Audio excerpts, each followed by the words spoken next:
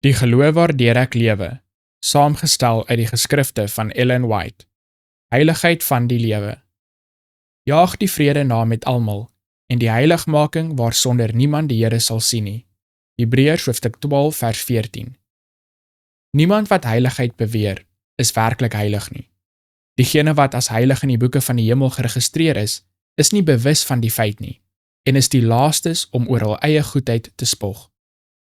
Dit is nie afdoenende bewys dat 'n mens 'n Christen is omdat hy geestelike ekstase openbaar onder buitengewone omstandighede nie. Heiligheid is nie vervoering nie. Dit is 'n algehele oorgawe van die wil aan God.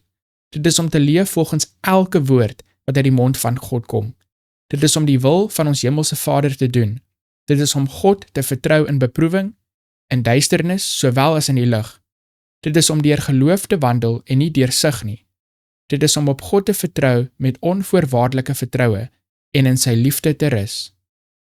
Niemand kan almagtig wees nie, maar almal kan hulself reinig van die vuilheid van die vlees en gees en heiligheid in die vrees van die Here vervolmaak. God vereis dat elke siel rein en heilig is. Ons het oorgeërfde neigings tot die verkeerde. Dit is 'n deel van die self wat niemand hoef saam te dra nie. Dit is 'n swakheid van die mensdom om selfsug te troetel, want dit is 'n natuurlike karaktertrek. Maar tensy alle selfsug weggedoen word, tensy die self gekruisig word, kan ons nooit heilig wees soos God heilig is nie. Daar is in die mensdom 'n neiging tot agterdogtige verbeelding, wat omstandighede tot lewendige groei aanwakker. As hierdie eienskap toegegee word, bederf dit die karakter en ruïneer die siel. God vereis morele perfeksie in almal.